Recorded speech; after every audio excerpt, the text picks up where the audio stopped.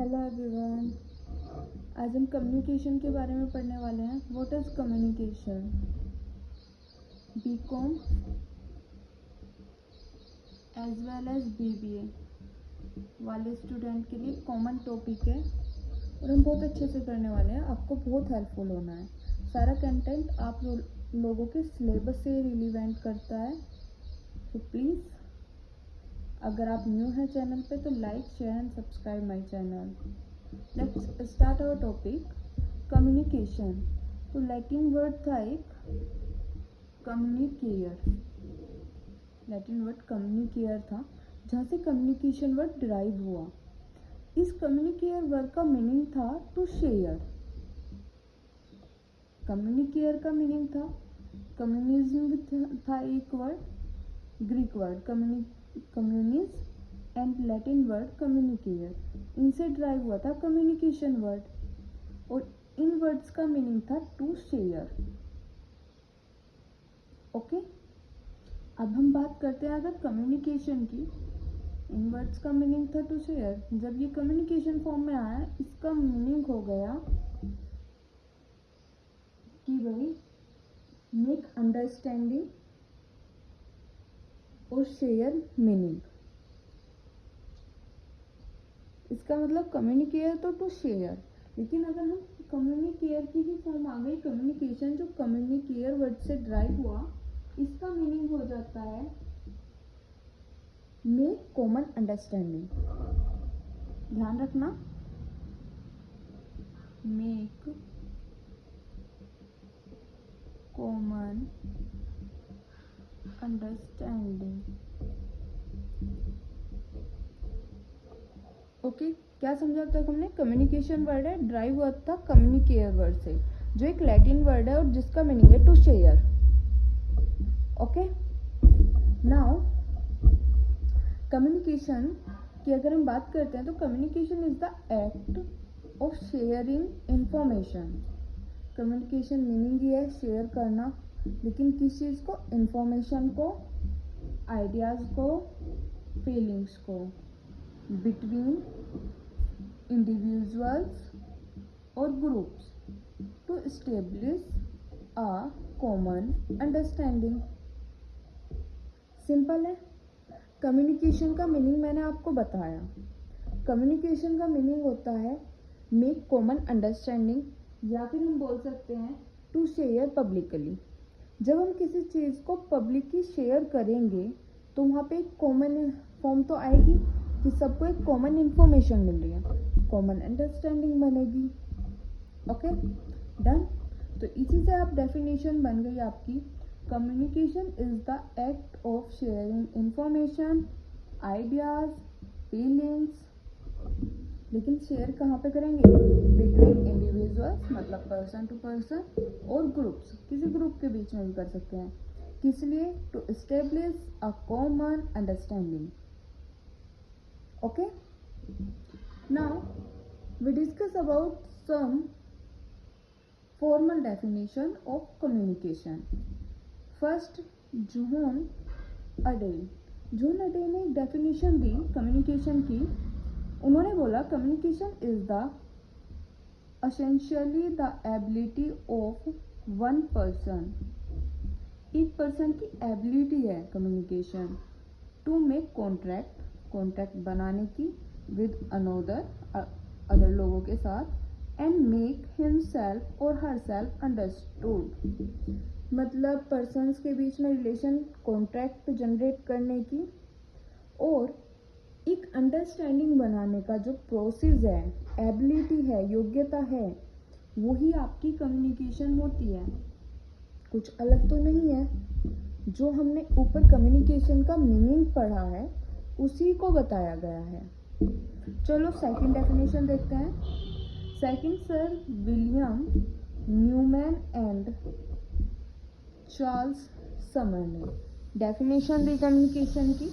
उन्होंने क्या बोला? Communication is an exchange of ideas को एक्सचेंज करना, फैक्ट, ओपिनियन और इमोशन। इन्होंने थोड़ा वाइड कर दिया। इन्होंने कह दिया कि वहाँ पे तो एबिलिटी की बात कर दी, मिस्टर जॉन ने एबिलिटी की बात कर दी, लेकिन जब विलियम न्यूमैन की बात आई तो उन्होंने एक्सचेंज की बात कर दी कि यहाँ पे एक्सचेंज होते हैं ideas, facts, opinion, emotions of two or more persons. दो या दो से ज़्यादा पर्सन्स के आइडियाज, फैक्ट्स, ओपिनियन और इमोशन एक्सचेंज होते हैं। सिंपली बात करते हैं, अगर कोई दो पर्सन अपने फैक्ट्स, आइडियाज़ या इमोशन को एक्सचेंज कर रहे हैं, मतलब एक दूसरे से बता रहे हैं, तो वहाँ पे क्या होगा? दोनों के बीच एक रिलेशनशिप, एक कॉन्ट्रैक्ट जनरेट होगा, दोनों के बीच अंडरस्टैंडिंग बढ़ेगी। यही बात यहाँ पे इसी डेफिनेशन को यहाँ पे एक्सप्लेन कर दिया गया, बस स्टेटमेंट अलग है। याद करनी इजी है कि जहाँ पे पर्सन की एबिलिटी हो कॉन्ट्रैक्ट जनरेट करने की अदर लोगों से और अपने आप को उस पर्सन को अंडरस्टूड करा सके, तो वो कम्युनिकेशन होगी। या फिर कम्युनिकेशन होगी exchange of ideas, facts, feelings, emotions to one or more persons. Third definition पे आते हैं। लुइस एलन ने दी third definition, communication is a bridge. इन्होंने कह दिया कम्युनिकेशन को ब्रिज। यहाँ पे एक्सचेंज की बात करी गई, यहाँ पे एबिलिटी की बात करी गई, यहाँ पे कहा गया कम्युनिकेशन एक bridge of meaning involves a systematic and continuous process of telling, listening, understanding। इन्होंने अंडरस्टैंडिंग के साथ टेलिंग और लिसनिंग को इंक्लूड कर दिया। सिंपल बात है, सिस्टमेटिक वे में कम्युनिकेशन का प्रोसेस हो रहा है, लोग एक दूसरे से बात कर रहे हैं, टेलिंग और लिसनिंग, कोई बताएगा कोई सुनेगा और उसे अंडरस्टैंड कर रहे हैं, ये ही कम्युनिकेशन कहलाती है। इन्होंने सिंपली कम्युनिकेशन का प्रोसेस बता दिया कि एक पर्सन बोलेगा, दूसरा सुनेगा और उससे अंडरस्टैंडिंग बनाएंगे, तो वो हो जाएगी हमारा कम्युनिकेशन। सिंपल, इन्होंने ये डेफिनेशन दे दी। मीनिंग तीनों का सेम ही है, क्योंकि कम्युनिकेशन को डिफाइन कर रहे हैं तो सेम ही मीनिंग होना है, बस स्टेटमेंट में डिफरेंस है। आई होप आपको इतना कॉन्सेप्ट क्लियर हुआ होगा कम्युनिकेशन का। मैंने आपको ये सिंपल डेफिनेशन और कम्युनिकेशन का मीनिंग बताया, कहाँ से कम्युनिकेशन वर्ड ड्राइव हुआ, और उसकी कुछ फॉर्मल डेफिनेशंस बताई हैं। इससे अलग अगर आपको अपने क्वेश्चन में ऐड करना, because lengthy question, long question में आता है व्हाट इज कम्युनिकेशन, तो आपको थोड़ा वाइड लिखना पड़ेगा, तो वहाँ पे आप ऐड कर सकते हो कुछ टर्म्स, जैसे कि कम्युनिकेशन सिर्फ वर्बल नहीं होती है, नॉन वर्बल भी होती है। मतलब कोई वर्ड हो उसमें, ज़रूरी नहीं है, बिना वर्ड्स के भी कम्युनिकेशन होती है। जैसे कि आपका चलने का तरीका, आपकी आँखों का घूमना, भौं का उठाना, हाथ की पोजीशन, जैसे कि आप हाथ को इस तरह दिखाते हैं किसी पर्सन को, है इस तरह, तो वहाँ पे क्या होगा, ऑल द बेस्ट, ये वाला पोजीशन होती है। कोई लड़का कोई लड़की कहता है आपसे इस तरह से करके, कोई वर्ड यूज़ नहीं करता, वो सिर्फ ये दिखाता है आपको, तो आपको समझ में आ जाएगा, इन्फॉर्मेशन आपको मिल गई, ये कह रहा है कि तुम अच्छे लग रहे हो। तो इस तरह से वर्बल भी होती है कम्युनिकेशन, नॉन वर्बल भी होती है। इससे अलग ओरल भी हो सकती है, रिटर्न भी हो सकती है। कोई पर्सन आपको अपनी कुछ इन्फॉर्मेशन देनी है तो वो बोलकर भी बता सकता है और कहीं पर लिख कर भी किसी स्टेटमेंट में बता सकता है, ये आप ऐड कर देंगे। अगर मैं इससे अलग बात करूं तो अंडरस्टैंडिंग के बारे में बता सकते हैं कि communication take place when understanding, मतलब जब पर्सन्स के बीच अंडरस्टैंडिंग होगी तो कम्युनिकेशन प्लेस ले चुकी होगी। इससे अलग कह सकते हैं कि कम्युनिकेशन अच्छी तब होगी अगर दोनों पर्सन सेम लैंग्वेज यूज़ करते हैं, तो कम्युनिकेशन अच्छी होगी। अगर अलग अलग लैंग्वेज करते होंगे यूज़, तो एक पर्सन बोलेगा दूसरे को उसकी बात समझ नहीं आनी। ओके, तो कॉमन लैंग्वेज होगी तो पर्सन अच्छे से कम्युनिकेट कर पाएंगे। और अगर हमें कम्युनिकेशन को इफ़ेक्टिव करना है तो टू वे कम्युनिकेशन होनी चाहिए। मतलब अगर कोई पर्सन हमें कुछ बता रहा है तो फीडबैक देना चाहिए हमें उस पर्सन को, तभी वो कम्युनिकेशन इफ़ेक्टिव होगी। जैसे कि एक टीचर बच्चों को कुछ पढ़ा रहा है, जिस टाइम वो पढ़ा रहा है उसमें बीच में टॉपिक से ही रिलेटेड जो पहले पढ़ा दिया, कोई क्वेश्चन बच्चों से पूछा और बच्चा उस क्वेश्चन का आंसर नहीं दे पाया, लेकिन टीचर ने कुछ टाइम पहले ही उस क्वेश्चन का आंसर बताया था, बच्चा उसका आंसर नहीं दे पाया, तो यहाँ पे कम्युनिकेशन इफ़ेक्टिव नहीं होगी। हाँ, अगर बच्चा क्वेश्चन का आंसर देता है तो इसका मतलब टीचर जो पढ़ा रहा है वो बच्चों को समझ में आ रहा है, बच्चे इन्फॉर्मेशन अच्छे से गेन कर पा रहे हैं, तो वहाँ पे इफ़ेक्टिव कम्युनिकेशन होगी। तो ये बातें आप अपने इस क्वेश्चन में ऐड कर देंगे आंसर में, तो आपका आंसर लेंथी भी हो जाना है। और बेसिकली आपको ये बातें पता होनी चाहिए, एक फॉर्मेट बनाने के लिए इसका पता होना चाहिए। एडिशनली आप इसके लॉन्ग क्वेश्चन में अपने फंक्शंस को भी एक्सप्लेन कर सकते हैं, तो आपका लॉन्ग क्वेश्चन इजीली कवर हो जाना है। नेक्स्ट मैं बात करने वाली हूँ कम्युनिकेशन के कैरेक्टरिस्टिक्स की। कैरेक्टरिस्टिक्स क्या एक्सप्लेन करती है कि वो कैसी होती है। ओके, कम्युनिकेशन कैसी है। और सबसे पहले तो इन्होंने बताया कम्युनिकेशन कंटिन्यूअस होती है। सिंपल है, आप बात करो कहीं पे भी अगर कम्युनिकेशन होती है उसमें कोई लिमिट नहीं लगी होती कि इतनी होगी है, इससे ज़्यादा हो ही नहीं सकती। आप कुछ आर्ग्यूमेंट करते रहते हो तो वो कितने ज़्यादा वाइड हो जाते हैं, वो कभी उनका लास्ट होना नॉट पॉसिबल। तो कंटिन्यूअस होती है। अगर अभी कुछ टाइम के लिए फिर से कुछ और बात, कुछ और बात, कुछ और बात, एंड इट्स अ प्रोसेस जो चलता रहेगा। सेकंड बात आती है communication is all pervasive. Communication सर्वव्याप्त है, मतलब सभी जगह फैली हुई है। समझ में आ रहा है, कम्युनिकेशन सब जगह फैली हुई है। सिंपल है, आप भी जानते हैं, मैं भी जानती हूँ, घर का छोटे से बड़ा काम हो ही नहीं सकता विदाउट कम्युनिकेशन हो जाए।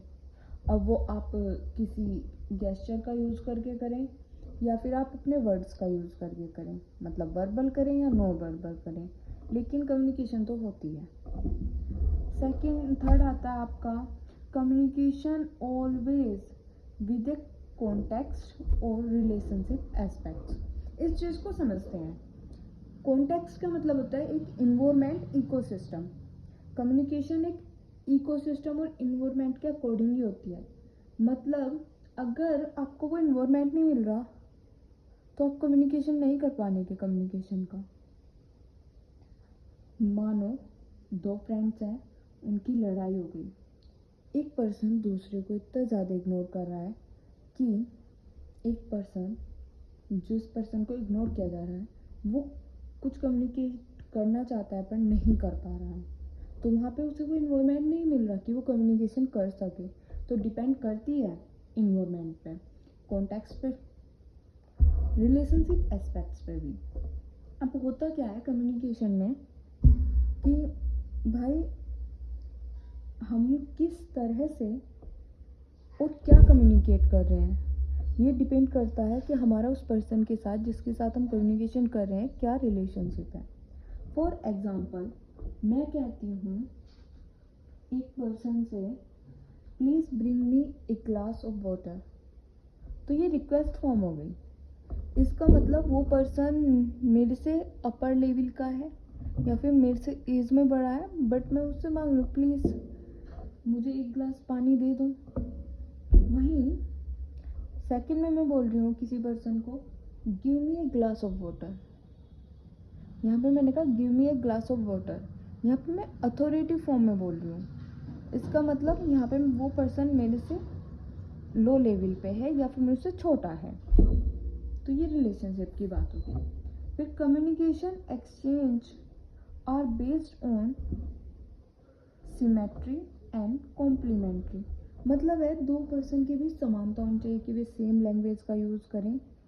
समानता, सिमेट्री मतलब समानता, कॉम्प्लीमेंट्री मतलब उनके बीच कुछ ऐसा होना चाहिए कि एक पर्सन को कुछ आता है, दूसरे को कुछ और आता है, और वो एक दूसरे को शेयर कर सकते हैं कि वो उसे वो सिखा सकता है जो उसे नहीं आता, और वो उसे वो सिखा सकता है जो उसे नहीं आता। तो उनके बीच भी कम्युनिकेशन अच्छी होती है। और सिमेट्री में तो होती है कि भाई दोनों को सेम सब्जेक्ट बहुत अच्छा है, तो वहाँ पे उनकी कम्युनिकेशन अच्छी होगी कि वो उसके बारे में और अच्छे से बातें कर सकते हैं। अब आपका फिफ्थ आता है, जो कम्युनिकेशन के अंदर मैसेज है, मस्ट हैव सब्सटेंस, मतलब कोई मीनिंग होना चाहिए, मतलब हैव अ मीनिंग, ठीक है, विद अ मीनिंग। यहाँ पे जो आप मैसेज सेंड कर रहे हैं वो विद अ मीनिंग होना चाहिए, उसमें कोई अर्थ होना चाहिए। Okay. Communication can also be conduct through gesture, वही मैंने जो आपको बताया था, आपकी आंखों का घुमाना, आपकी बहू का ऊपर उठाना, आपके बैठने की पोजीशन, आपके खड़े होने की पोजीशन, ये सब चीज़ें भी कम्युनिकेट करती हैं। अब हम बात करते हैं ऑब्जेक्टिव ऑफ कम्युनिकेशन। जिस टाइम में ऑब्जेक्टिव मतलब क्या उद्देश्य है, तो कम्युनिकेशन का क्या उद्देश्य हो सकता है। सबसे पहला information, to keep oneself updated. Information किसी पर्सन को अपडेटेड रखेगी, उसे पता होगा जिस टाइम कम्युनिकेशन हो जाएगी कि हाँ हमने न्यूज़पेपर पढ़ा, उस समय कम्युनिकेट हुआ कि हमारे इंडिया में क्या हो रहा है। और फॉर डिसीजन मेकिंग में भी हेल्प करता है, जब हमें पता होगा उसके अकॉर्डिंग हम अपने रूटीन को एडजस्ट करेंगे। एजुकेशन एंड इंस्ट्रक्शंस में भी कम्युनिकेशन का ही रोल होता है। एजुकेशन कम्युनिकेट करेंगे तो बच्चा एजुकेट तभी होगा। इंस्ट्रक्शन का क्या मतलब है, इंस्ट्रक्शन का मतलब है कि किसी पर्सन को इंस्ट्रक्शन देनी है तो वो भी कम्युनिकेट करके ही दी जाएगी। फिर है स्मूथ फंक्शनिंग ऑफ ग्रुप्स की अगर अच्छी कम्युनिकेशन होगी तो स्मूथली ग्रुप फंक्शन मतलब वर्क कर पाएंगे। Motivation and moral easy, motivation और मोरल में भी कम्युनिकेशन ही यूज होती है। उसके बाद कंट्रोल करना है तो भी कम्युनिकेशन का ही रोल है। फिर कल्चरल प्रमोशन, किसी कल्चर का प्रमोशन करना है तो हम कम्युनिकेट करके उसके बारे में लोगों को इन्फॉर्मेशन दे के ही उसे प्रमोट कर सकते हैं। ओके, तो ये हुआ कम्युनिकेशन, कम्युनिकेशन की कैरेक्टरिस्टिक्स और ऑब्जेक्टिव ऑफ कम्युनिकेशन। अगर आपको टॉपिक अच्छा लगा हो, अच्छे से मैंने पढ़ाया हो, तो प्लीज़ चैनल को लाइक शेयर एंड सब्सक्राइब ज़रूर करें। Thank you so much for watching my video. Thank you.